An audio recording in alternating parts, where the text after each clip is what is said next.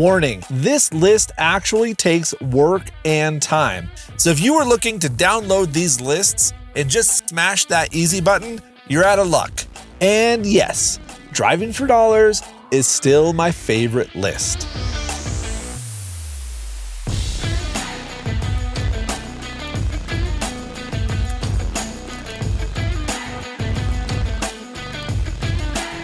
I'll say it again, this is absolutely my favorite list. In this video, we're going to cover driving for dollars from A to Z so that you can use it to start finding great deals. And we start right now.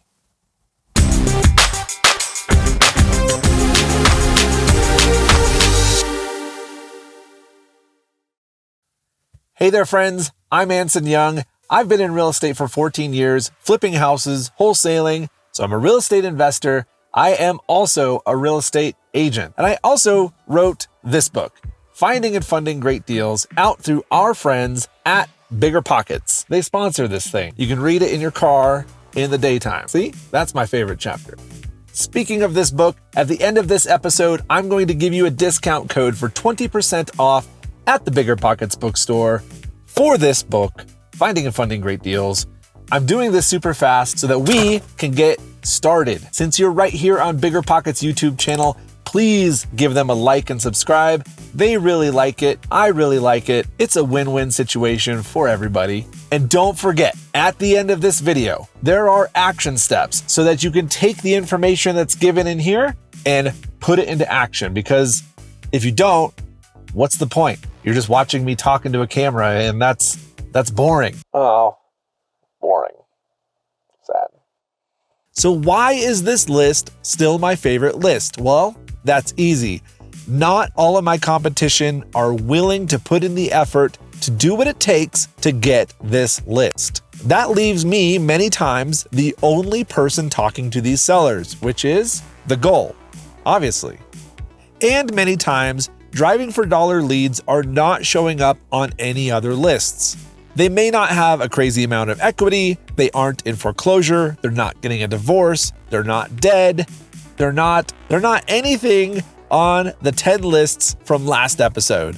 The only problem is that their house is not looking so great. There's deferred maintenance, there might be a hoarding situation, things that you wouldn't know unless you took the time to put your eyeballs directly on the property. And as far as I know, there are no lists yet where you can just buy them and get a bunch of deferred maintenance or a bunch of hoarder houses. And the best part is that you get intimately familiar with the neighborhoods that you want to invest in. You get to get the heartbeat on the ground of what's going on. Is there redevelopment going on? Are they tearing down houses? Is there a new In-N-Out burger going in across the street? And in the intro, I said it's work, but in part 3, I'm going to show you how to outsource this. What is driving for dollars? Step 1 is that you drive in your target neighborhood. You drive every single street and you look at every single house. Step 2 is once you find a house that meets your criteria, and we'll get to that in a second, but if it meets your criteria, you then want to capture that property address. And step 3 is that you repeat steps 1 and 2 until you have a big fat marketing list that you can market to. But before we get started, I want to emphasize safety.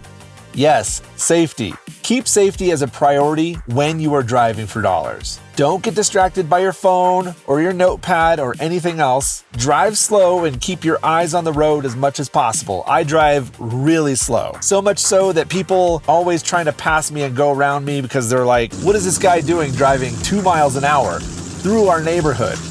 When you find a good candidate, pull over to the side in order to capture the address. Remember, you drive for dollars at your own risk. None of this is legal advice. I'm not a lawyer. If you want one, go get one. Maybe I should keep one back there, tied up in the trunk.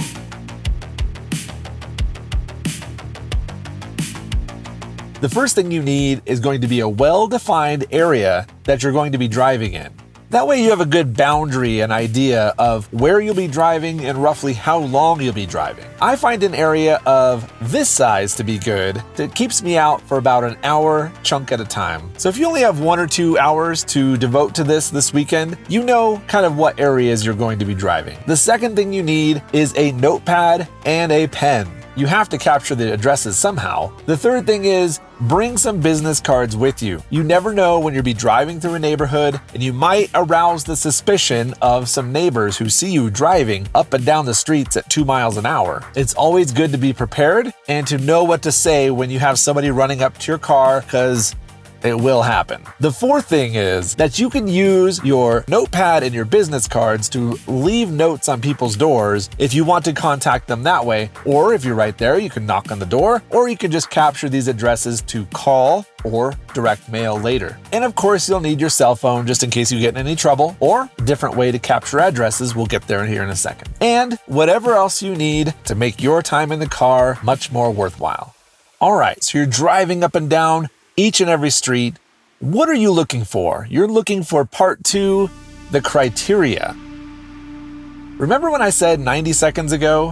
What are these criteria? Well, I'm going to share my list with you. I always start by looking at the roof first. It's the first thing that catches my eye. The reason is that we have hailstorms that come through our area. So every 2 or 3 years, we get these giant hailstones that just shred roofs. And if they're not shredded, the roofing companies come to town anyways, and they'll knock on every single door in a neighborhood, and next thing you know, everybody's getting their roof replaced under their insurance plan. So if you know what you're looking for, if you look for an outdated roof type that they don't use anymore, or if you're looking for shredded and beat up roofs, you know that it's gone through a couple hailstorms in this area, and you know that it's probably a good candidate because those are $10,000, $15,000, $20,000 roofs. The second thing I'm looking at is the yard. This can be overgrown grass, a bunch of trash in the yard, it could be 4-foot high weeds, anything that's out of the norm for the neighborhood. Which brings me to number 3, which is trash and junk in the yard. You never know when you'll find one with cars and boats and junk and tractors and just a bunch of crap in the yard. Sometimes you can tell just by looking at the house that there is a hoarder who lives there. The fourth thing is siding and windows. I want to see if the siding is peeling off or if it's falling off, if the paint is bad. I'm looking at the soffits and the fascia, everything to do with the exterior of the house, beat up windows, broken windows, all of that good stuff. The fifth thing I'm looking for is very obvious. Boarded up windows, cracking and heaving pavement and concrete. I've driven by houses where there's a big ribbon around the whole house where the house has been condemned. Big posters up on the house saying nobody can enter. Very obvious stuff like that. And there's some that, have been on fire. The sixth thing I'm looking for is any signs of vacancy or abandonment. You can kind of tell when there's newspapers that are piling up, there's flyers that are piling up on the door. Sometimes the curtains are pulled back and you can see straight through the house and that there's no furniture and it just looks like nobody's been there for a long time. If it snowed, there's no tracks coming in and out of the house, although during this time, during COVID, you never know if they're just working from home, but you can compile it with some of the other signs as well. And the seventh thing I'm looking for is special things in the neighborhood. So if it's a single house on a double lot and everything else in the neighborhood is a single house on a single lot, that might pique my interest and say, this could be interesting. I'm looking for 500 square foot shacks in the middle of a neighborhood with 3,000 square foot houses. Any signs of development in the area, you're getting the heartbeat, boots on the ground energy of that neighborhood. So now that you've found a property that meets your criteria, you have to capture it somehow. I said that weird. You have to capture it somehow. Now there's 2 ways to do this. The first way is the old school.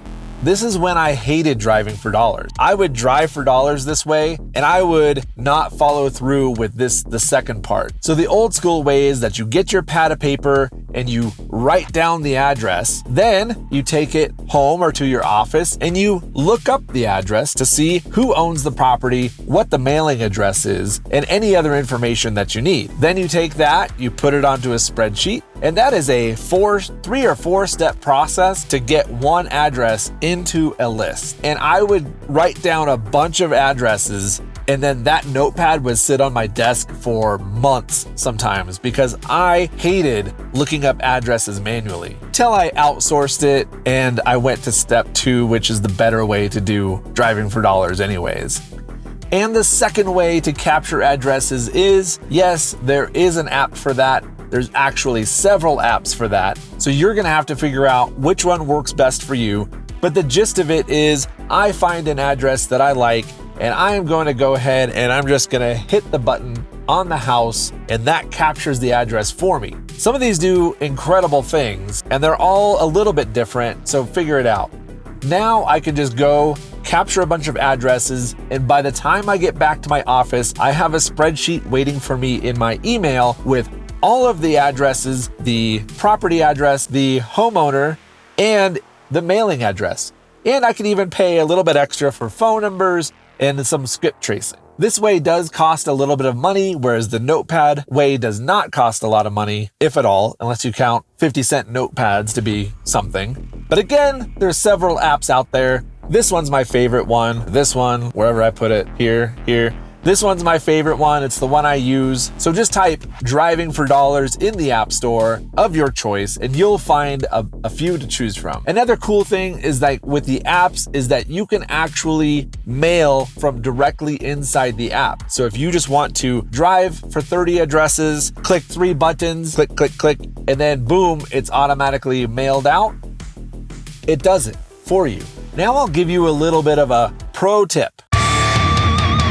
When you are looking up the owner information, whether through the notepad or through the app, pay attention to the last time that the property was sold. You may not want to mail somebody who just bought the property last week or in the last few years. You might only want to target if they've owned the property for 5+ years or 10+ years, whatever works for your criteria. That way, you're not wasting money. You don't blame me for wasting your money. I'm not responsible. In this third part of driving for dollars, what do you do if you don't have the time to go drive for dollars? You outsource it.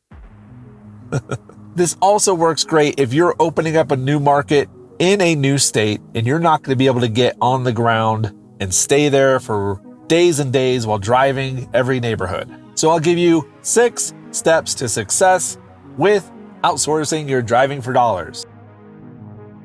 Good grief. Ugh. The first step is to map out the areas that you're going to be driving for dollars. You map them out in 1-hour segments, just like we did for ourselves. In this way, you have a kind of an idea of how much work you have for the person you're going to hire and a rough budget of how much it's going to cost. Which brings us to number 2, which is making a budget. You're going to first want to look up how much it costs to hire somebody for a driving job in your area. Here, it's roughly $15 to $17 an hour. I set it at $16 an hour. I wanted to attract a great candidate who was super reliable and I didn't have to train twice. I also did include a little bit of a bonus structure. Just in case I bought any of these properties, I would throw money at my driver. Throw it. So since you mapped out your areas and you have a rough idea of hours, you just multiply that by how much you're going to pay this person, and then that's your rough budget for this project. So if I have 20 areas mapped out that are about an hour each, and I'm paying somebody $16 an hour, 16 times 20 is $320 for this project. Step number 3, you're going to post an ad looking for the right candidate. Whether it's Craigslist or Facebook or wherever you want to post this job, I posted an ad and I got 52 responses in 6 hours. I basically had to shut it off because I didn't want to go through 52 emails to try to find somebody just for driving for dollars. But I did put in a kill switch. So I had very, very specific instructions inside the ad. And if they didn't follow them to a T, they were out. So out of 52 emails, only 3 people did everything that I wanted to. And these aren't crazy hoops. These are like, send me your experience in a PDF file. And if I got anything besides a PDF file, you're done. I did say something like, write "the jade monkey flies at midnight" somewhere inside the message or in the subject. And you'd be surprised how many people don't look at this. I made sure to note the pay, also the potential for bonuses, and that this was a very flexible job. Perfect for a student or somebody who's retired or a mom or whoever needed a ton of flexibility. I met with a second person who sent me an email, and he ended up being perfect. We hit it off over coffee, and I asked him, hey, do you want to go start training right now? I'll start paying you right now. So I paid for the training, and we went on a few test runs. And after that, I asked him to hit 5 or 10 hours a week, please. I needed that many to kind of flesh out my list. And he could do it anytime that he wanted, as long as it was during the day so he can actually see the houses. So the flexibility was amazing. Number 4 is very important. I made a procedure and policy manual for the exact criteria of what I'm looking for and very detailed step by step on how to use the Driving for Dollars app so that there was zero confusion if he's out there in the field and he's not sure exactly what he's looking for or what to do. The manual also had example pictures of properties, different types of yards, the different kinds of roofs that we have in our areas, and all of that great stuff. Number 5 is to keep track of their progress, and this is actually pretty easy.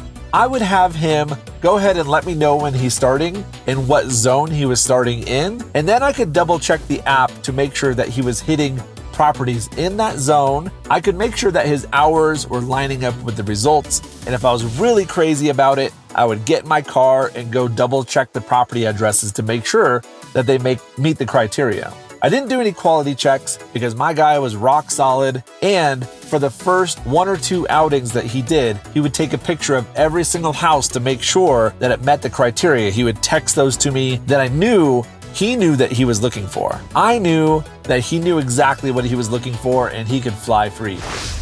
All right, so here are your action steps. The first one is to start. Start identifying your criteria in your area and start putting it together into a manual so that you have a good idea of what's going on. And if you ever have to outsource it, you can just hand off the manual and you're good to go.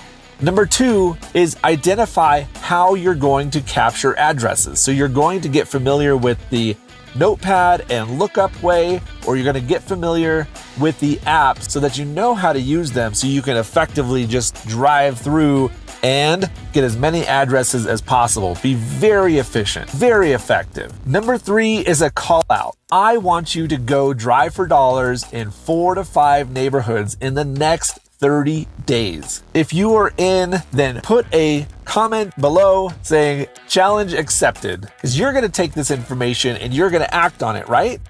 Right. As promised, here is the code for 20% off the book, Finding and Funding Great Deals. I never break my promise. My next video is about direct mail, so do not miss it. Thank you for your time, for your attention. Now get out there, drive for dollars, take the challenge, 30 days, 4 to 5 neighborhoods. You're good to go. Bye-bye.